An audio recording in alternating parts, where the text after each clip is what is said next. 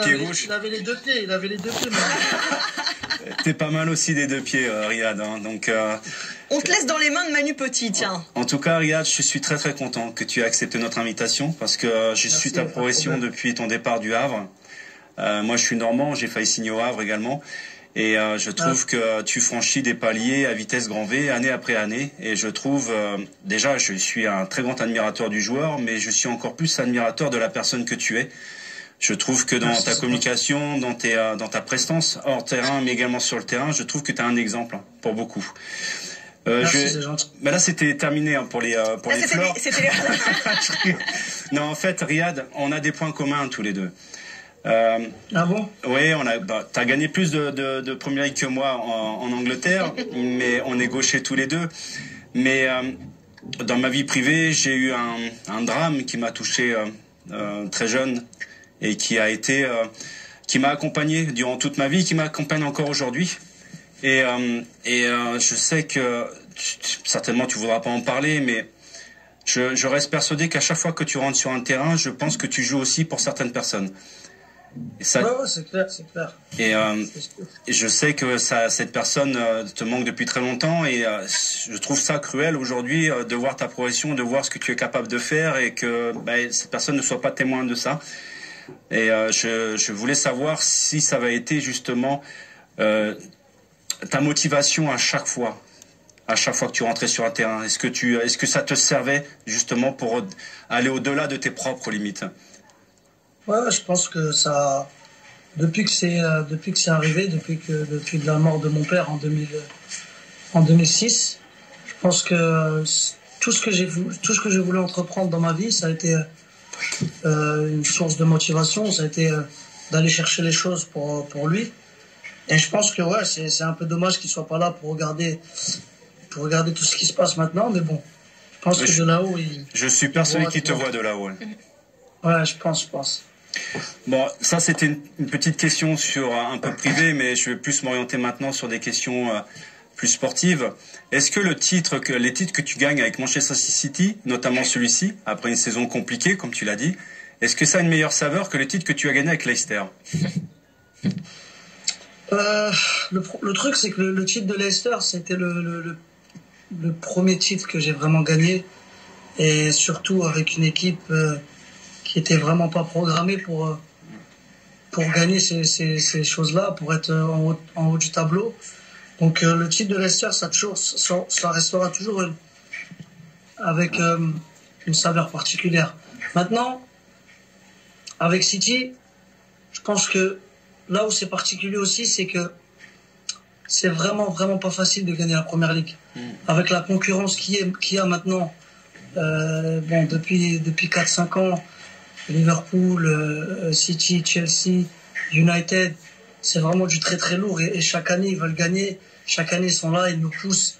L'année dernière, Liverpool ils nous ont repris notre titre et on était vraiment pas contents, on était vraiment tristes et ça nous a vraiment poussé à cette année à le reprendre.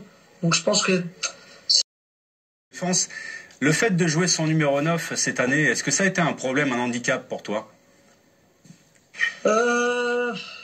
C'est vrai qu'il fallait s'habituer un peu, parce que moi c'est vrai que j'ai l'habitude d'essayer de dribbler, de frapper ou de centrer. Mais bon, quand on dit qu'on joue son numéro 9, c'est pas forcément qu'il y a personne. Le but c'est vraiment d'attirer l'adversaire et après de vraiment finir à 4-5 joueurs dans la surface. C'est vrai qu'il n'y a pas de véritable attaquant de numéro 9, mais je pense qu'on est habitué à jouer comme ça et voilà, quand j'arrive dans la surface, aux abords de la surface et que je regarde dans la surface, il y a toujours 2-3 joueurs au moins qui font les appels et c'est ce qu'on travaille à l'entraînement. Ça se voit d'ailleurs sur les meilleurs buteurs du championnat de Premier League. C'est d'ailleurs la seule curiosité par rapport à tous les grands championnats européens. Vous gagnez le titre et vous avez aucun joueur qui est parmi les 10 meilleurs buteurs de la Premier League. Le premier c'est Gundogan et après tu arrives aussi, il y a d'autres joueurs comme Phil Foden. Vous êtes tous à une poignée entre 5 et 10, 12 buts. Mais il n'y a pas de meilleur buteur chez vous alors qu'en fait vous avez été le bourreau de toutes les équipes de Première Ligue cette saison, donc sans jouer son véritable neuf. C'est quand même une curiosité Non, quand même. Après, on va pas se mentir, il y a eu Sergio qui était blessé, Koun qui était blessé pendant longtemps. Il y a Gabi aussi qui était un petit peu blessé, mais il n'y a pas eu peut-être beaucoup de temps de jeu en attaque pour essayer de marquer beaucoup de buts. Mais non, mais je pense que même l'année dernière en Première Ligue, on a été la seule équipe de l'histoire à avoir 5 joueurs à plus de 10 buts l'année dernière. Donc je pense qu'on a une équipe où tout le monde peut marquer des buts. Après, c'est vrai qu'on a Koun quand il est en forme, même quand Sterling il est en forme, ou peut-être Gabriel qui peuvent marquer plus de 20 buts par saison quand ils jouent tous les matchs. Mais sinon, on est une équipe où voilà, il y a beaucoup de joueurs qui peuvent marquer et on se répartit les buts. Ah, ça se voit d'ailleurs. Tu sais, à mon époque, le magicien dans mon équipe Arsenal, c'était Dennis Bergkamp. Est-ce que on peut légitimement dire que Kevin De Bruyne est un peu le magicien aussi de City? Il y a quand même pas mal de magiciens à City, t'en fais partie. Non, c'est sûr que Kevin, il a ce truc où il met beaucoup de passes décisives, il crée beaucoup d'occasions.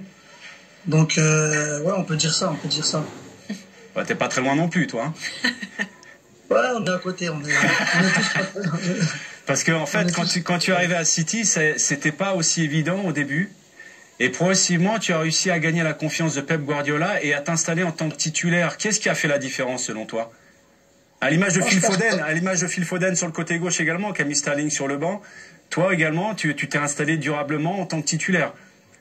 Non, je pense que la première année à City, elle n'était pas facile parce que voilà, faut vraiment s'adapter au jeu, au coach, à tout. On a une équipe qui met beaucoup d'intensité dans les pressings, dans notre jeu. Et moi, j'arrivais de Leicester, forcément. J'arrivais d'une équipe où on jouait beaucoup en contre. On était une équipe de contre. Ici, là, tu es une équipe où tu as la balle, où à la perte de balle, tu dois vite presser, tu dois vite récupérer la balle pour rester très haut, pour continuer à attaquer. Donc ouais, il fallait s'adapter à ça. Après, on va pas se mentir, il y a beaucoup de concurrence. Le coach, il aime bien faire tourner. C'est vrai que c'est pas idéal pour les joueurs, mais comme on est une équipe qui a beaucoup de top joueurs, c'est légitime pour le coach. Il fait ses choix et il doit faire jouer tout le monde. Donc on s'adapte.